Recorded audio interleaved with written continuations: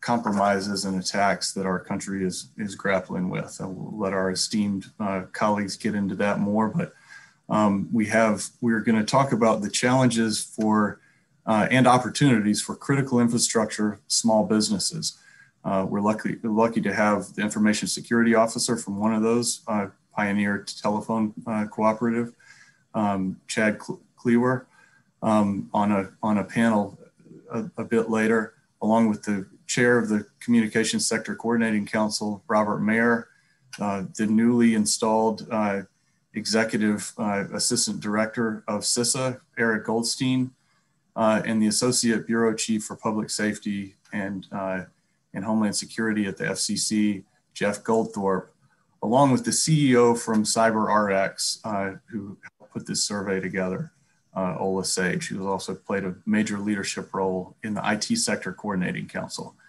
But before we get to that excellent panel, I want to introduce and have a discussion with truly one of the, I think it's fair to say, one of the founding fathers of modern cybersecurity law and policy, Congressman Jim Langevin, who is the first and present chair of the House Armed Services Committee's new subcommittee on cyber innovation and information systems.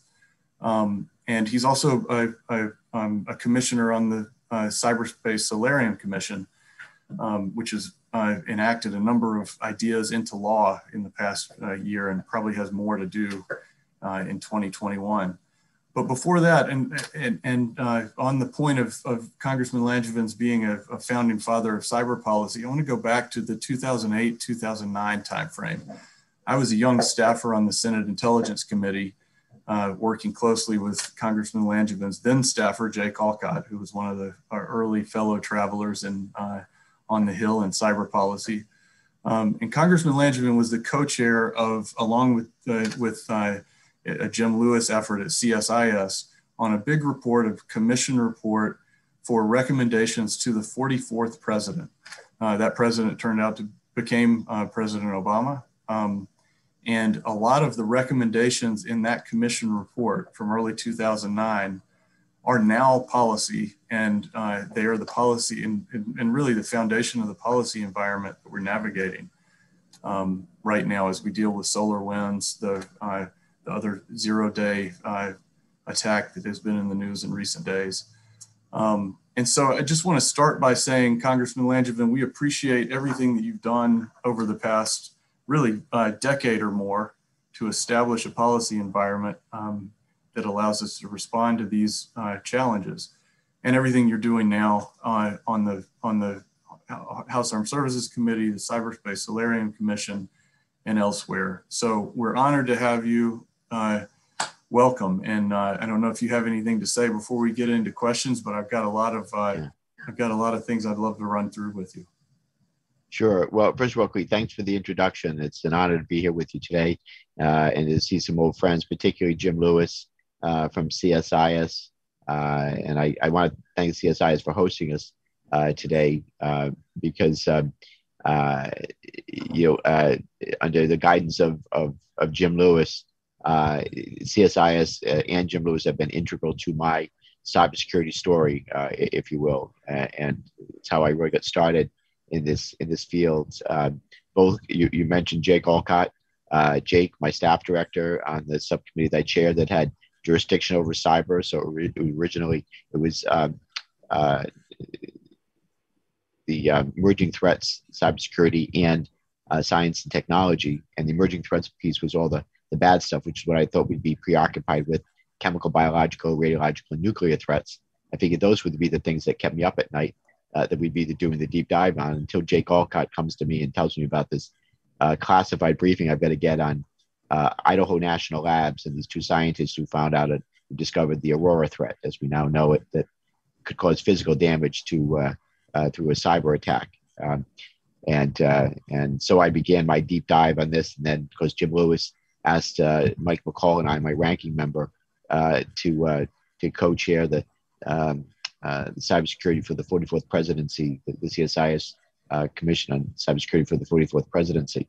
and we did this deep dive on cyber on this topic, and it's really what launched me into this direction, and it's been a labor of love, although with great challenges along the way, but deeply indebted to Jim Lewis and CSIS for setting me on this path, and for all the great expertise that they have brought to the table and brought to this issue of cybersecurity over the years. You'll see many of my subsequent work, whether it's in the caucus or now the Solarium Commission.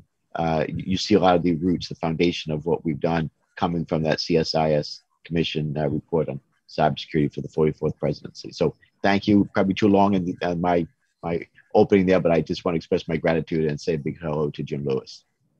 Oh, absolutely. Thank you, Congressman. And I think it just underscores how long you've been working on this. And this, I think we're at an inflection point now, and we're not coming to it flat-footed. We've got a lot of work to do, but I think we have the background of a decade or more of policymaking to address these challenges. So let me just start with the focus on small businesses. The small businesses, and particularly critical infrastructure small businesses, are at the heart of our economy and our society. Over the years, you have been dealing with very high-level issues of Russia, China, Iran, North Korea, nation-state threats, the imperative of U.S. technology leadership, and core U.S. national security interests. So what do those big picture issues mean for these small businesses and the small business critical infrastructure? Why does it matter to them, and why does that matter to us?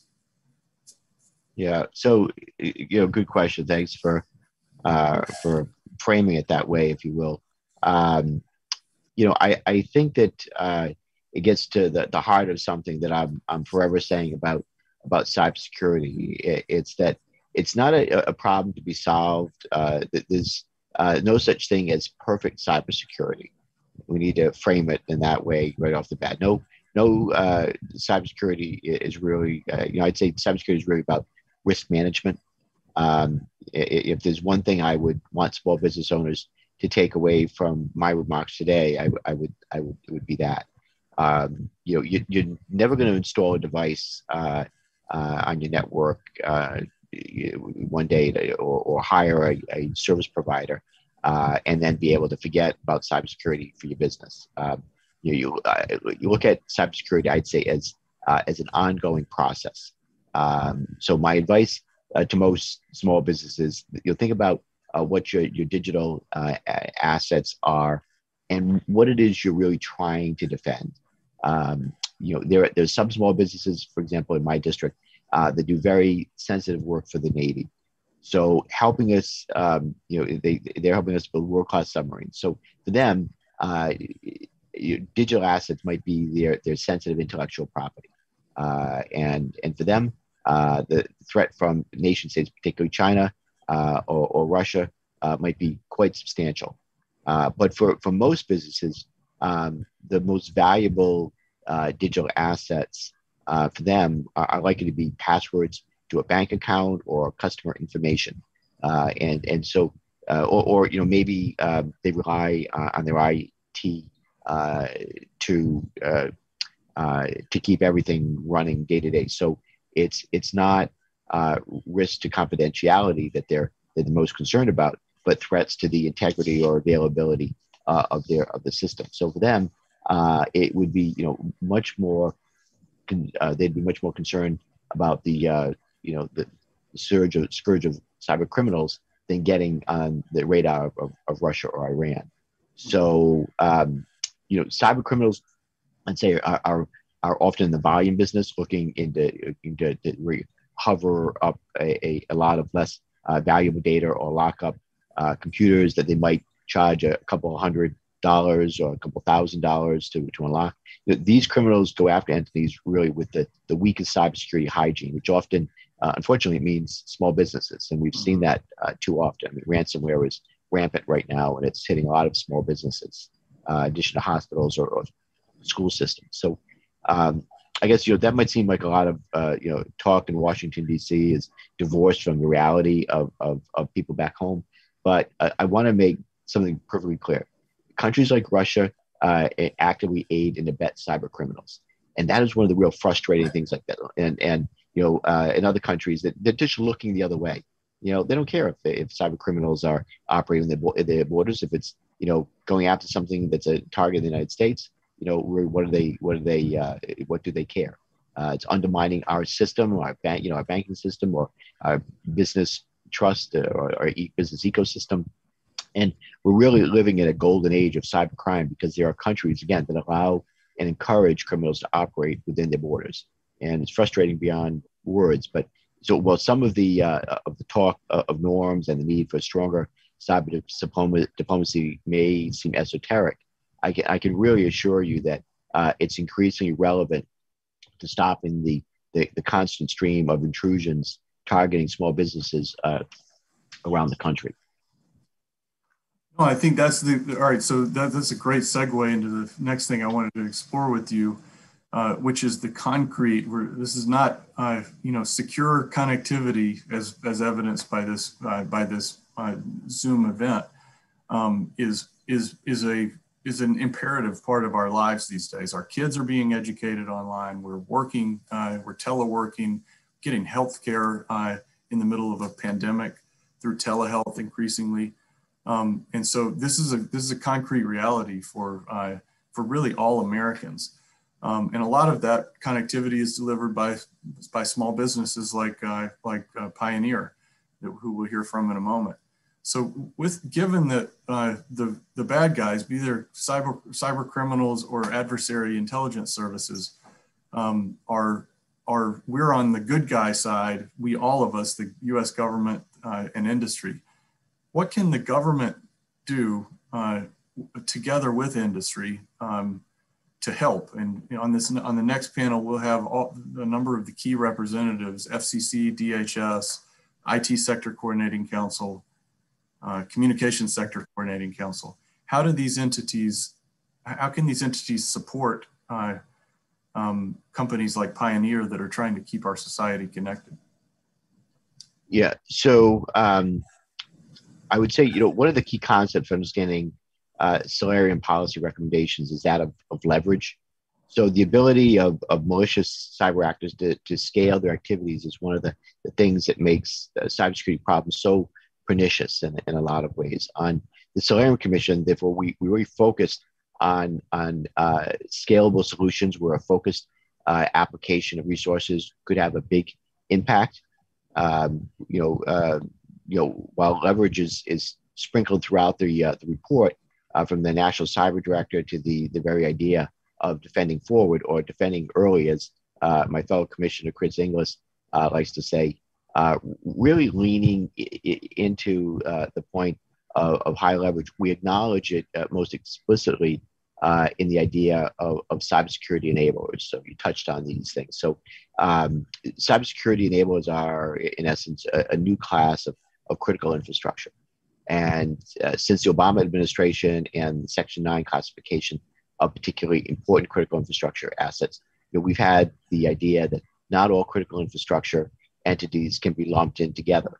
And so Solarium expands on Section 9 with our concept of systemically important critical infrastructure, or we call it SICI for short. I wish we had a better name, but that's what it stands for. So SICI covers the assets that are most essential to supporting the national critical function set. But rather than view critical infrastructure as falling into two buckets, SICI and all the rest, Solarium realized that we needed a third category of entity that, while perhaps not systemically important, were the leverage points within the ecosystem. We need to treat these entities, the internet service providers, managed security service providers, and cybersecurity companies differently, because when they take steps to protect their customers, the whole ecosystem really benefits. And enhanced intelligence sharing with cybersecurity enablers, for instance, is much more efficient than trying to ensure that every company has the latest CISA alert, for example, and it's mostly the results in the same level of protection. So I'd say that building out the operational collaboration between government and cybersecurity enablers through programs like the Joint Collaborative Environment is a key recommendation of the Solarium Commission. Oh, that's great. And if with thinking about managed services and you know, it's ironic that one of the best practices in cybersecurity, particularly for small businesses, is to seek third-party managed services and to make sure that their software is updated on a regular basis. And so this is something that's so troubling about the SolarWinds compromise, which is that companies that were using SolarWinds to help with their cybersecurity, that was actually the vector of the attack. So what do we do following SolarWinds to make sure that companies like Pioneer can continue to get secure third-party services and secure software updates? Yeah, so this seems like a hard question for you, but it's actually not.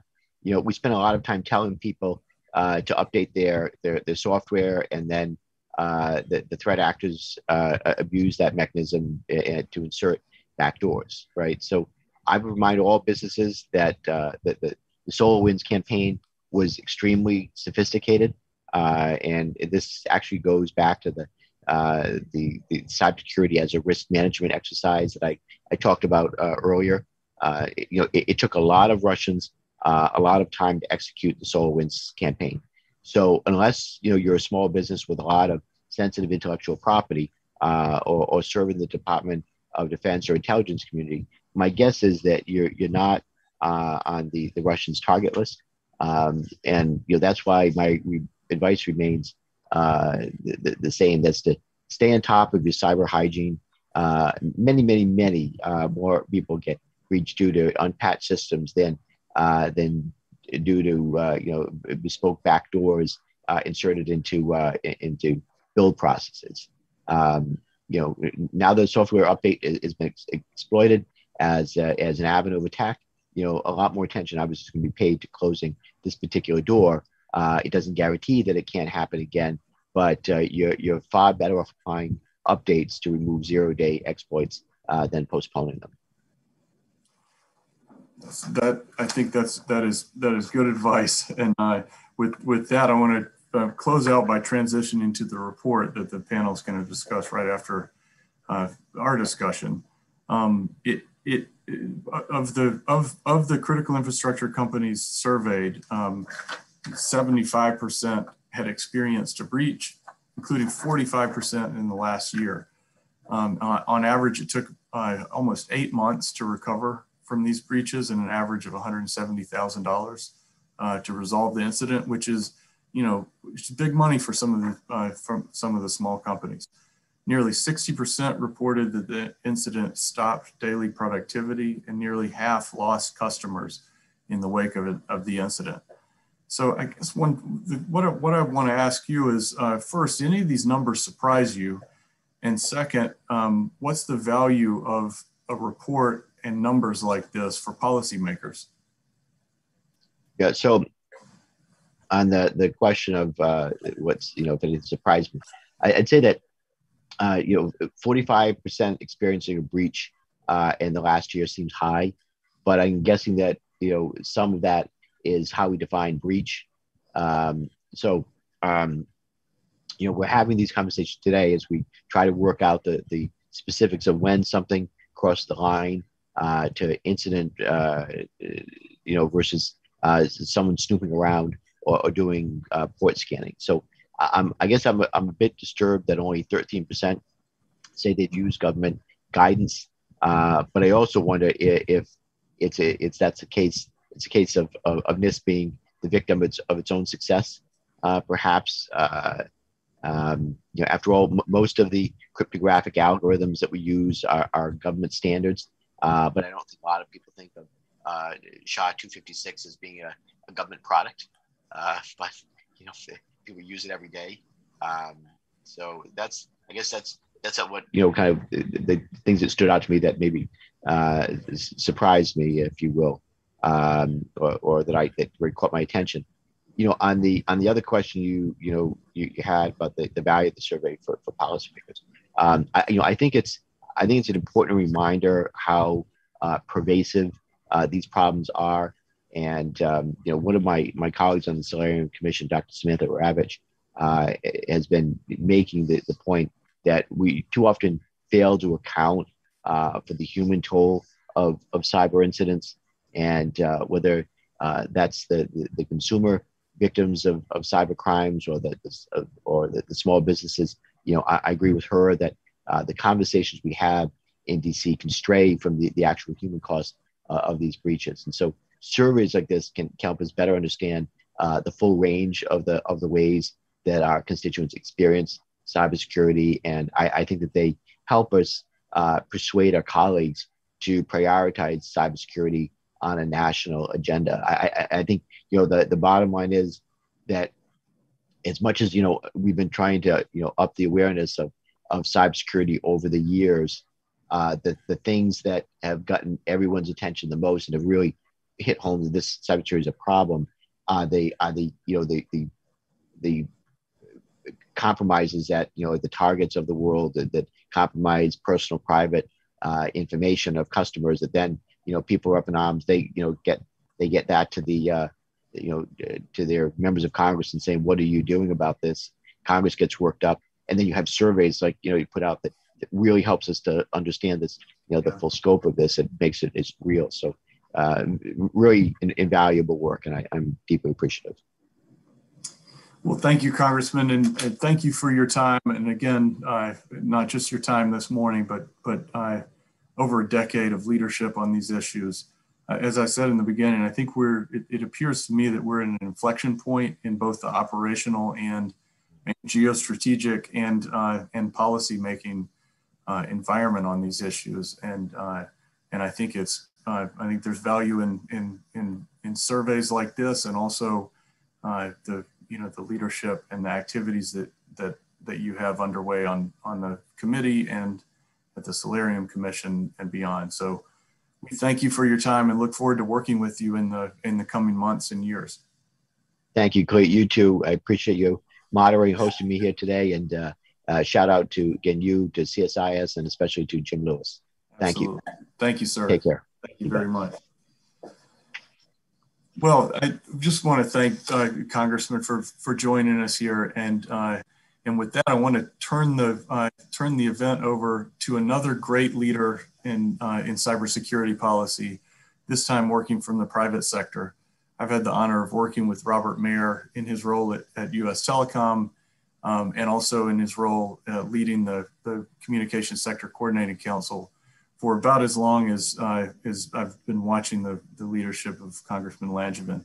And I will say that whether it's working on the FCC's advisory committee, the CSIS, I won't even go through that acronym, but the leadership that Robert has shown in that capacity on the supply chain task force, and in a whole host of issues, fighting botnets and establishing the Council to Secure the Digital Economy. Robert is also one of the most influential leaders in this arena. And I will give him the honor of introducing his esteemed panel. It is another great group of leaders. And like I said, I think sort of a microcosm of the solution set: FCC, DHS, IT Sector Coordinating Council, Communication Sector Coordinating Council, and then in the form of Pioneer, Chad Cleaver, one of the small businesses that's keeping our society connected. Robert, over to you. Oh, great. Thank you, Clete, for those kind remarks. And thank you to CSIS and Jim Lewis for hosting this event and giving USTelecom an opportunity to talk to such distinguished panelists that we have here about the critical infrastructure small medium business survey that we conducted. I'm just going to do a quick introduction because all of these folks really deserve the same kind of laudatory remarks you made for me. They're all leaders. And it's been a real honor to work with each one of them over the years. Oler Sage describes herself as an entrepreneur at heart. She's a recognized leader in cybersecurity, as CEO of CyberRx. She leads an organization with a particular focus on cybersecurity for small and medium businesses. Ola and CyberRx led the research efforts associated with the USTelecom SMB survey that we discussed today. Chad Cleaver is the Information Security Officer overseeing the cybersecurity, privacy, and IT governance programs for Pioneer Telephone Cooperative based in Kingfisher, Oklahoma, and a member of USTelecom. He has over 20 years experience in information technology with responsibilities ranging from PC tech to Chief Information Officer, and most of that time being the primary person responsible for security. Jeff Goldthorpe is the Associate Bureau Chief at the Federal Communications Commission. His role in the Public Safety and Homeland Security is Chief Data Officer and National Security Policy. Jeff has been involved in numerous cybersecurity initiatives with industry through his prior leadership on the FCC's Communication Security, Reliability, and Interoperability Council, or CSRIC. Eric Goldstein serves as the Executive Assistant Director for the DHS Cybersecurity and Infrastructure Security Agency, CISA. In this current and recently appointed role, he leads CISA's mission to protect and strengthen federal civilian agencies and the nation's critical infrastructure against cyber threats. Eric returns to DHS with the new administration, and our sector is looking forward to advancing the partnership we have with DHS as our sector-specific agency. We're pleased to have all these panelists today. Now to the report. Real quickly, USTelecom commissioned the report last year, conducting the survey several months after the pandemic changed all of our lives. CyberRx interviewed 14 CEOs and C-level executives for a qualitative understanding of their perspectives around SMB cyber and their organizations in particular. This was followed up by a detailed survey with 323 responses across multiple critical infrastructure sectors, including, for example, financial services, healthcare, critical manufacturing, information technology, and communications. Okay, before we get into some of the specifics, I want to ask you folks the same question that Clete asked the Congressman. You've had a chance to look at the report and read it, and I'm wondering if you can share with us what you found as the most surprising results of the survey, perhaps what you wouldn't have expected, either a particular finding or more generally across the findings of the report. And let's start with, maybe I'll ask Ola to begin. Good morning. Thanks, Robert. And I just also want to add my thanks to CSIS for hosting this event, and to USTelecom. We were really grateful and appreciated the opportunity to be the survey partner on this really groundbreaking study that was primarily focused on just critical infrastructure SMBs.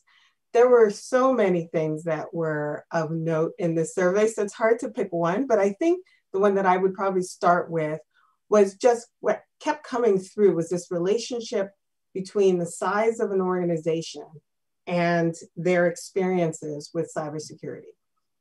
So whether it was the amount of time it took to recover, or how much money they spent, or their exposure to attacks, that was something that really stuck out to us, and something that I think we would love to learn more about, because that could also influence various kinds of policies and guidance that we use going forward.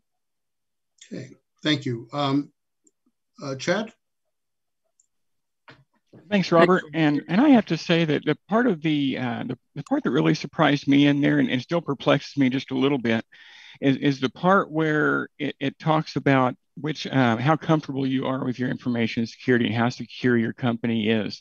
Starting with the smallest companies, they're pretty sure of themselves. In the middle, not so much. And then once it got to the larger companies, they're more sure of themselves again. And I thought that was really telling. And it makes me wonder, is the smallest companies, do they really not know what the threats are out there? Or are they really that confident that they're secure?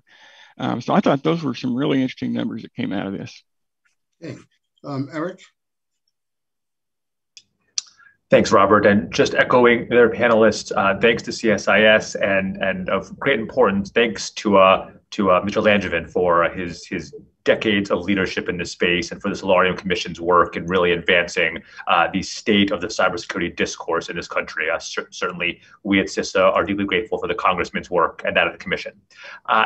I really shared Chad's observation on the report, which is I remarked upon the surprisingly high number of companies across all tranches of the study reporting very high confidence in their cybersecurity protections. And I think this is a time, particularly given the ongoing intrusion campaigns that we're seeing in this country, when all companies and all organizations need to be taking a deeply self-reflective look at their cybersecurity controls. I will just call out a particular importance, the ongoing vulnerabilities and intrusion campaign targeting Microsoft Exchange servers, which affect companies and organizations big and small throughout our country. I would just take this opportunity to encourage any attendees at this panel, please do urgently look at guidance that my agency CISA has put out to mitigate this vulnerability. It is an urgent national risk, and I think reflects the fact that big or small, all organizations face significant cybersecurity risks and need to prioritize controlling those risks accordingly, whether doing it in-house or with a third party. We are past the days when SMBs or large companies cannot be in the business of cybersecurity. Every business leader needs to see cybersecurity risk as a core function of their business risk management. Okay, very good. Thank you. And Jeff? So Jeff, you're on mute. Thanks, Robert. I was having some difficulty getting unmuted. Okay. But, thank you. And thank you to USTelecom and to CSIS for having us on the panel today. It's a pleasure to be here. Let me offer some thoughts about the question that you asked. First of all, the report that you all issued, I thought was very good. There were some really good insights there. One thing I will share, something that the Congressman observed, is the relatively low percentage of respondents that were using guidance from various federal agencies in their cyber response efforts. And I think the words he used were that maybe we're a victim of success there in some ways. I think there's some things we can do to improve there, and we can probably talk about those some more later. I've got some ideas I can share with you. There's some work going on in the task force that you're co-chairing, Robert, that might be helpful there, and some work that's been done over the years in CSIS that you were involved in that could contribute. Something else, and this was surprising to me, was what appeared to me to be the relatively low incidence and low cost of cyber events affecting respondents. And now I think that there could be interesting discussion about this, because I think depending on your point of view, you might say, well, if you're a small and medium-sized business, you don't have a whole lot of money to spend. So, but still, when you take the numbers from the survey and you run through the expected value, we come up with a figure that isn't super high. And that surprised me. So I just wanted to throw out as something that is sort of caught my eye. And yeah, I'll turn it back over to you. Sorry to interrupt. Jeff, I think you make a great point about the cost and the benefits. As indicated by Cleet earlier, average companies spent on average $170,000 to recover from a breach. 46% claimed that they had lost customers as a result. 59% reported that they had the incident that stopped daily productivity. And it took as much as 7.5 months to fully restore. So there is a big cost, and then you'd have to match that. And again, that's an average number, so it varies by size, but you'd have to kind of take that as the cost and then think about what it would cost perhaps to mitigate that. And I think you probably will find some cost-effective price point in which to invest in cybersecurity. The report states that, quote, and I'm quoting here, critical infrastructure SMBs with $50 million plus in revenue, indicated that they use and place a great deal of importance on nearly all best practices assessed in the survey. Conversely, organizations with less than $1 million revenue are more likely to report placing a lower level of importance for a majority of the best practices than SMBs with more than $1 million. Respondents were asked about their use of specific best practices, such as multi-factor authentication, training, policies and procedures, risk assessments, insurance, and software updates. I'd be interested in knowing your thoughts on the implications of this finding, and more specifically, what you think are the biggest obstacles to raising the cybersecurity posture across many critical infrastructure SMBs. So who wants to volunteer and take that first? Otherwise, I'll take it. Thank you. I'll take a stab at it. And, you know, this was something that was of interest. Our lead researcher, Dr. Williams, was really, this was something that struck his attention as well. And, you know, the explanations could range anywhere from, you know, perhaps these SMBs have this sense of invincibility, and that they feel like perhaps they're less of a target because their revenue is not high. And so maybe they don't feel that there's as much of a priority in terms of investing in some of these interventions. But that's something that we want to understand more. I also quickly just wanted to add some context to that 13%, because I think that the way it was asked was, how are they using it to make decisions, right? So it wasn't really reflecting that they didn't read the guidance or value the guidance. It was, how are they using it to make decisions? So we were actually a little pleasantly surprised to see that over 10% were actually using, you know, federal or government information to make decisions. And certainly we wanted to see that number increase, but as a starting point, it was something that was, we thought, a positive, net positive. Robert, I'll also offer a view here, if I may, just on the broader question, which is, you know, how do we further incentivize or encourage investment among SMBs in this critical area? And I think one important framing point is that, you know, adversaries of all types are targeting American businesses now. And it is not just the case that if you are a company that has some highly sensitive IP or provides critical infrastructure, that you're the only type of company at risk. We are now seeing adversaries, including criminal groups, that will launch what I call indiscriminate attacks, really just targeting anybody in this country with a vulnerability in order to launch ransomware attacks, extort money for information, those kind of activities. And so really every company in America is at risk. And you know, even if the services provided or the data stored by a given company wouldn't seem to be of interest to adversaries, that's simply not the threat activity that we are seeing across this country. And so every executive should see themselves as being at risk and take urgent steps to manage vulnerabilities in their IT infrastructure, whether they're providing it themselves or contracting with a third party for those same services. And Eric, we're going to get to that point about executives next, but thank you for that. Jeff, do you have some thoughts on the results and what the implications are?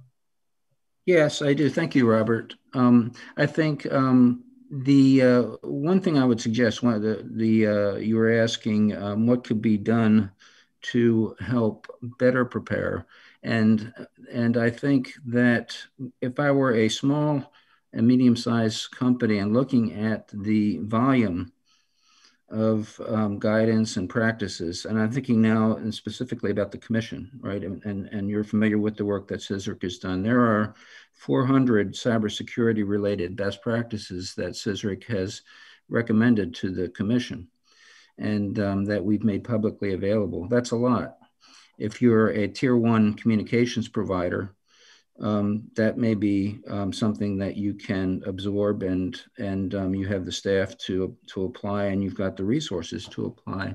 If you're a smaller communications provider, taking that number of practices and figuring out which ones are the most important and which ones to spend money on is challenging, and even finding somebody to go through 400 things and making that decision can be challenging. So what occurred to me is that, and I think this is something that you and the task forces are thinking about as well, is what can be done to take the guidance in various forms from CISA and from the FCC, from NIST, and boil it down into something that is more, that can be applied in a more practical way by smaller companies, not just communications providers, but that to me would be a useful outcome. And you have one of the co-chairs of a new task force group on small medium business, so Ola.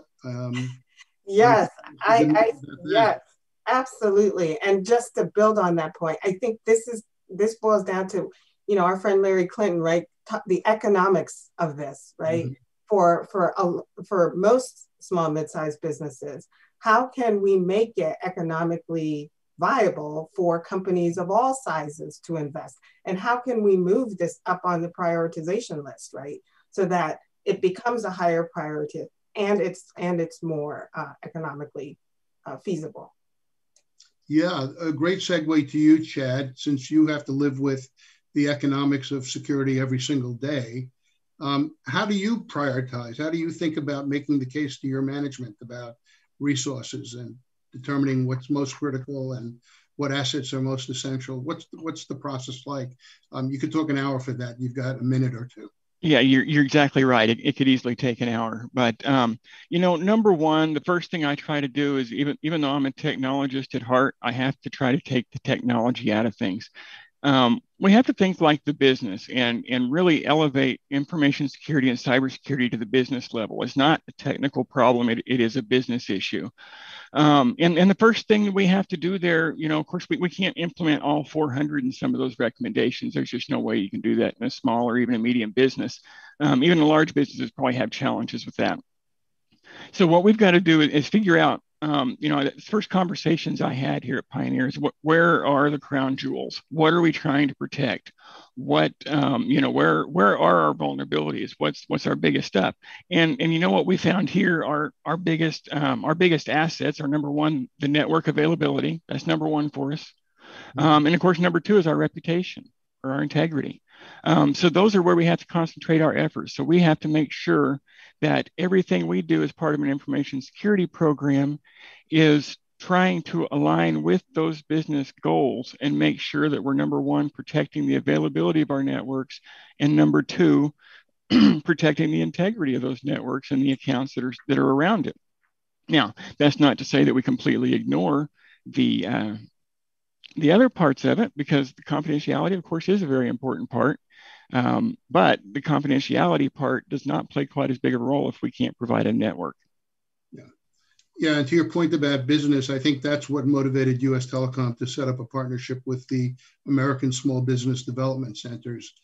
They have 4,000 centers. They're now working and developing a cybersecurity program. But to your point, in the language of their business people, not so much in terms of operations and technology, so they get more comfortable with it. I'm gonna move along. I want to point to one of the findings in the report that I think may be a little bit concerning, and that is the discrepancy between the board and C-suite views on cybersecurity as a high priority versus the lower echelons, the employees of an organization.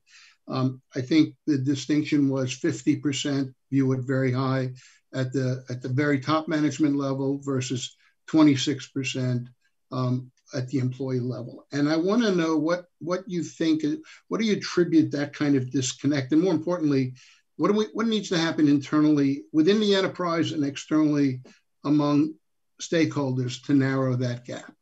Who would like to take that? Robert, I'm happy to. Yeah, go ahead, Jeff. One thing I noticed in the report was that only 42% of the smallest respondents made use of sort of educational, supplements after an exploit, and that's a sort of thing that would seem to come at a relatively low cost. And so if you're going to do something, that's something you can do, and it's say on the low end of the pain curve. So that surprised me, and it also would, I would think, lead to it would if there were more education, more awareness, more training being done, especially after an incident like that, then you might have seen a different outcome in the survey. Okay, very good. Anyone else want to comment? Robert, I'll jump in on that one just a little bit. I think it's education. It's all about education, and it's all about empowering the workforce. I was not that surprised to see 50% of executives counted as a high priority. It's let's be honest, it's not a moneymaker for most people. We're a place where you throw money and watch it go down the drain. Although we're doing good work for it, don't get me wrong there, but it's not a money maker for companies, and that's why it's harder for companies to see. The other side of that is the employee part, and that part, I have to say that part hurt me. I spend most of my time concentrating on the employees and on the workforce and making sure that everybody in the workforce knows that they are part of the cybersecurity team here at Pioneer. And that's what it's got to be. I hear too many times, oh, the antivirus protection, the antivirus will protect me from that, or so-and-so will protect me from that, or the stuff you do, you'll protect us. And the fact of the matter is no, I can't protect everything. And that's why I have to make sure that everybody knows that they are part of the solution. We talk about partnerships. We talk about partnerships at the industry and government level.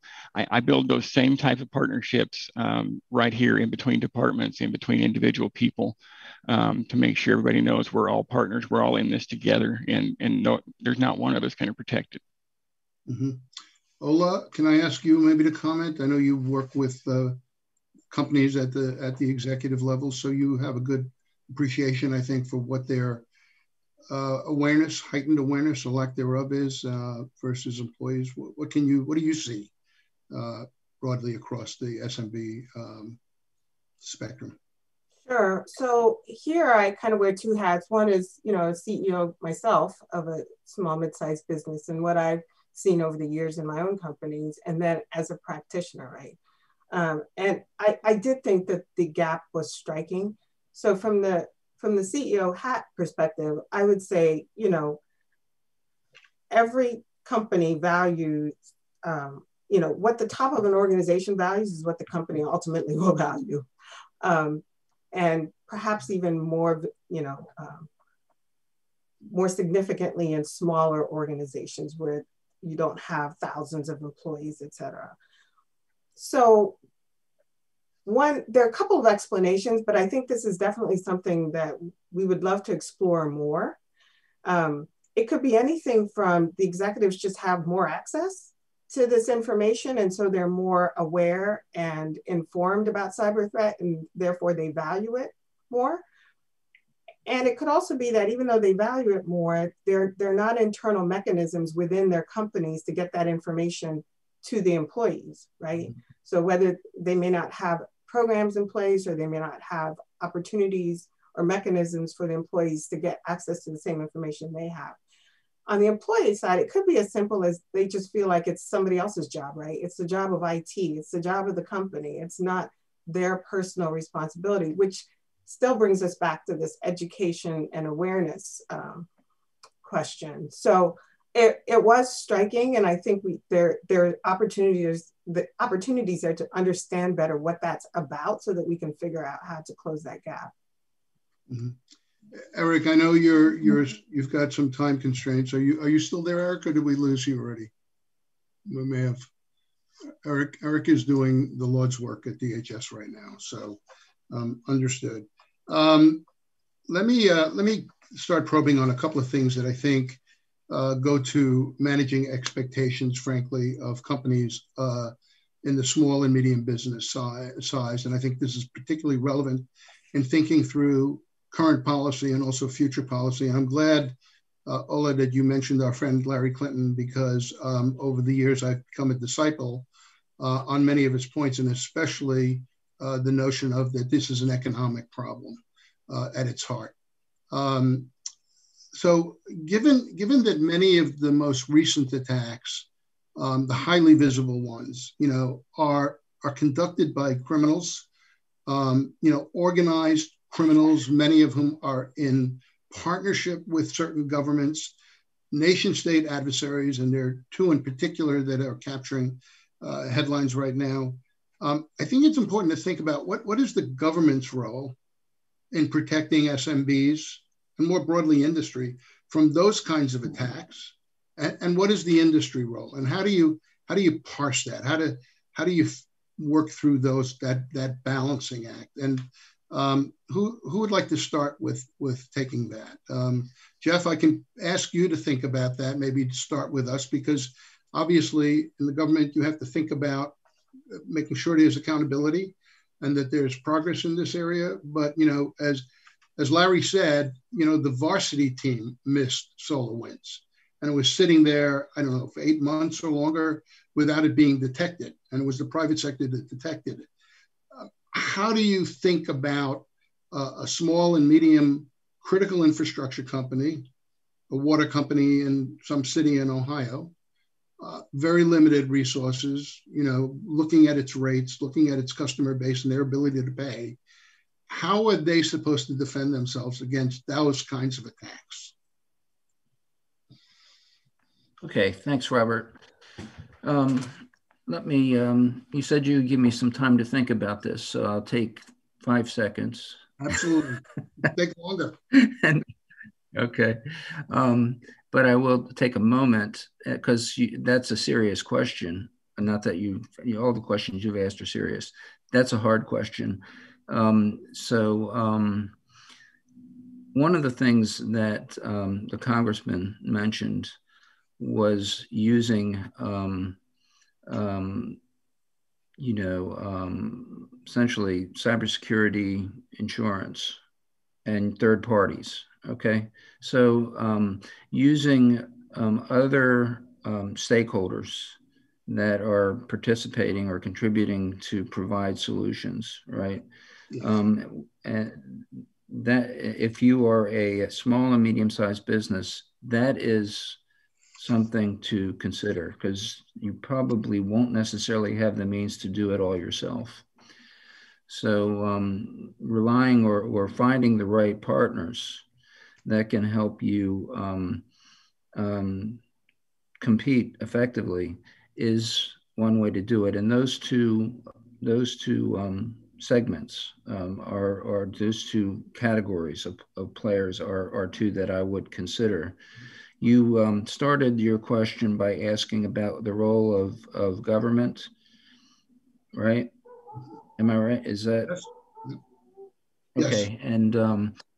And so I think that that different agencies will answer that question differently. CISA will obviously have an answer.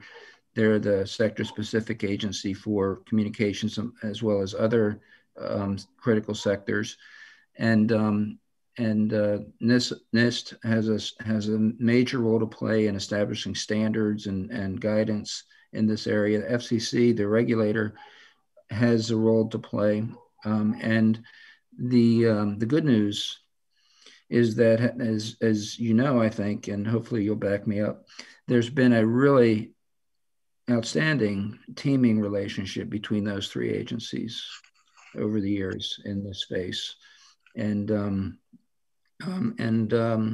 that applies to the work in CSRIC 4 that you were involved in, Robert, and it applies to other elements of work. So the fact that there's good teaming between the agencies that have a direct role to play is helpful. I think that what would be even more helpful and something we can work on going forward. And maybe with the benefit of the work that the task force is about to start, is to try and apply what can be a fairly robust and rich and large set of guidance and practices to a sector or segment that has a different set of needs, and that where the scale is smaller. So now that is there has been an effort. There's been some work like that done in the past that Working Group 4 was involved in back in the day. This has been several years now.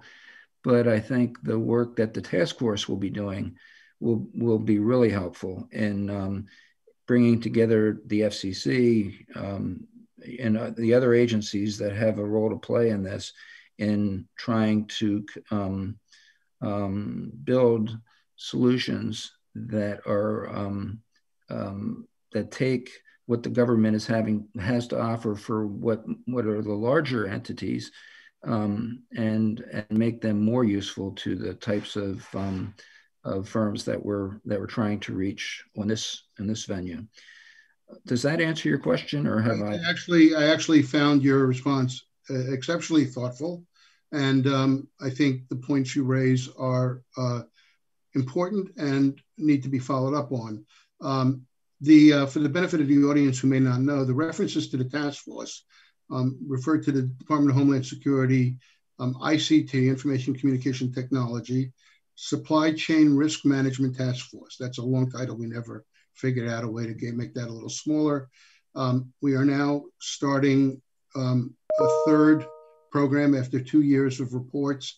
And one of the points that we're interested in doing, that we will do, is taking the products that have been developed over 2 years on supply chain and making sure they're not sitting on a shelf and nothing happens with them. So the task force is actually working now to make sure that the best practices and the insights that came out of all of that analysis become available and get adopted and understood by members in the ICT sector, and in particular, importantly, for SMBs. Does anybody else want to respond to the question I posed to Jeff regarding the distinction between dealing with attacks that are, global and highly sophisticated, to the point where even the best organizations on the planet are struggling to keep up with them, and how small businesses have to position themselves in this kind of environment going forward? I can take that, Robert. I think the important thing to remember, and part of me says it's as much as it pains me to say, part of me says it's really great that we're seeing this kind of press on some of these huge breaches that are out there. It does bring cybersecurity more into light. It definitely brings it to top of mind for a lot of folks. The thing to remember, and especially about the SolarWinds breach, there was some very, very sophisticated stuff going into that and establishing that back door that was done by a nation state. The thing is, though, is once they established that back door, and once they got their foothold in an organization, they weren't necessarily quiet, moving around doing what they were doing. So those that started from the basics and really started building their security programs using those very basics, the two-factor authentication, making sure your employees have training, making sure your software is up to date, that stuff really played a huge role after that foothold was gained, and stopped them from going a whole lot further in many organizations. They still were able to get too far in a lot of I guess high value organizations, but some very basic cybersecurity hygiene stopped them from a lot of organizations. Mm-hmm. Ola? Robert, sure. I was just going to add a thought. I think based on kind of what I've been seeing and experiencing, and I couldn't agree more that we're going to need both sides, right? Government and industry. And these partnerships, whether it's the ICT Supply Chain Task Force or other public-private partnerships, I really think are going to be a huge part of the solution going forward in terms of how to deal with these things. And I think that in some areas the government will lead, and then in others, the private sector should lead or will need to lead. The National Infrastructure Advisory Council just published a report about actionable cyber intelligence, right? And it's an executive-led collaboration model about how to potentially establish what at least was called a critical infrastructure command center. And the goal of this particular solution is essentially to create solutions, products that can be deployed quickly to large and small companies to help them understand in a much faster way kind of how their systems or infrastructure may be exposed. So it's things like that that I think that, you know, government and industry working together to actually come up with actual actionable solutions will really make the difference. Okay. Looking at the time, so I've got one more question, and want to, it's kind of self-serving, but if we were going to do a survey again, what would you like to see us explore based on what we learned from this first effort? Where can we improve the information? Ola, I'll start with you. Maybe you have some thoughts on this. I'm sure you do. You know, where can we probe to get some even more important and actionable insights? Well, I'll start with something the Congressman talked about when he mentioned some of the things that caught his attention, and particularly the 45% who experienced the breach in the last year. And I think one of the things that was interesting to us was, you know, it's been clear about the distinction between attack and breach, but how different companies interpret what is a breach. Is it just disruption? Is it damage? Is it theft? Is it unauthorized access? I think those are areas that we want to potentially explore a little further. So we're all talking about the same thing when we say breach, because that was a fairly high number as well. And I think going back to my original comment about this relationship between size of organization and their experiences with breach. I mean, we found that, you know, 11 million to I think it was 20 million or so, that particular size of organization seemed to kind of filter up to the top in terms of experiencing the most diverse array of types of attacks. And so that suggested that we might have to be thinking about solutions and how to assess and how to come up with solutions in different ways, not kind of a one size fits all. And then the last thing I would say is this relationship between level of confidence, the sense of how prepared you are versus your level of confidence. So companies across the board, we're talking about, yeah, we feel prepared, but then when asked about their confidence dealing with very specific types of attacks, that's where we saw the fluctuation based on size of organization. So those are areas that we would also like to further explore. Good. Jeff, I know we had a conversation yesterday with your analyst. I mean, and there were some good questions posed to us about the results. What would you like to see explored further in a subsequent survey?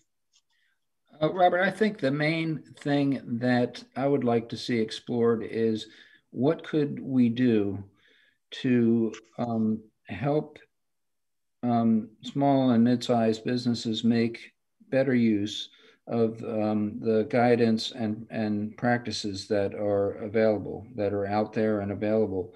And so we've talked about some ideas here on this panel. And this is what I've suggested is a question that is a subjective question that would need to be parsed into, if we're asking questions in a survey where the answers are more discrete, it would have to be, the question would have to be designed more carefully than I'm asking it. But what I'm wanting to learn is, you know, what is it that is inhibiting or keeping the customers of this body of work from making wider use of it, and that would help us then to figure out how to improve what we're doing so that it can be used better. And I would just, I'm sorry. I would just say that we don't have to wait till the next survey to do some of what you're describing. Yes. I think leveraging work that's already been done, that's out there, that has been vetted carefully and thoughtfully, and we know produces the outcomes that we're looking for, we should aggressively move to get that in the hands of people who can take action. Thank you for that. Chad, any thoughts on what you'd like to see going forward? Absolutely, and I think that's all some great stuff, and that I have to admit that's one of the numbers that really surprised me in this survey as well. The low number of people that actually use those best practices that are out there. There are a lot of great resources out there, and I think a lot of this, a lot of that can build through those public-private partnerships. But I am interested in one thing we didn't see on this survey is how many people have a relationship with their local FBI, with a local CSA from CISA. How many people have those relationships built already, or have how many have an outlet for additional security information other than the listserv that US Cert sends out? I mean, it's great stuff, but most of that's once again going to apply to the bigger businesses, and a lot of the smaller businesses are going to glance over that and not read it. So I think a big key is to try to get some of that information, not just cut down to where small business can consume it, but to get that information out there once it is. And I think just like with the CSRIC 4, I honestly, up until a few months ago, did not realize that SMB document existed. I had been around it a few times, but I had never actually read it. But reading it, it's still a huge document. And for most small businesses, still needs to be distilled down even further. Yeah, agreed. Okay, so with that, I think we're close to the end. I want to leave enough time for CIS to close it, but I want to thank each of the panelists for what I thought was an excellent panel, really informative and thoughtful information, and appreciate the time you took in preparation and today. I also want to thank Jim Lewis. I want to thank CSIS, and in particular, I want to thank Cleet Johnson, who helped move this whole process from ideation to today. So thank you. And with that, maybe Cleet, I'll turn it back to you and you can make any closing remarks. Okay, thank you. Great. Thank you so much, Robert, and to all of our panelists. And I want to thank each of you individually, but I also want to give a shout out to Eric Goldstein, who interrupted a pretty important operational job that he's got to spend a good chunk of time with us and offer some insights and perspectives in his new role. And then I think he had to jump back to I don't know if it's to the NSC or into the NCIC, but he's trying to protect our country right now. Absolutely. To all of you for joining. Special thanks to Congressman Langevin. He's done such a great job over the years of putting these pieces together. And then I think the folks that we have on the panel, again, FCC, DHS, IT Sector Coordinating Council, Communications Sector Coordinating Council, and then individual companies like Pioneer and the work that Chad does there. That's the microcosm of the stakeholders that are the good guys in this equation. And I think what we're trying to do both at CSIS and in our day-to-day work is try to figure out ways that we can maximize the partnerships between these organizations and use the expertise and authorities and operational capabilities and personnel that each offer to complement each other and come up with the very best partnership that we can have to address these sophisticated threats. I think today's discussion was part of that effort, and want to commend Robert and USTelecom and OLA and CyberRx for everything they did to put this survey together. And I'm glad to hear you talk about what's next, because I think there's a lot more that we can explore to take this baseline understanding of where the small business critical infrastructure companies are and advance their cybersecurity and advance the partnership between government agencies and these companies. So with that, thank you to everybody. I'm so glad we had such a good turnout here, and I hope you all the audience members will remain engaged and follow up with us all individually or in future events. Thank you all so much. Thank you.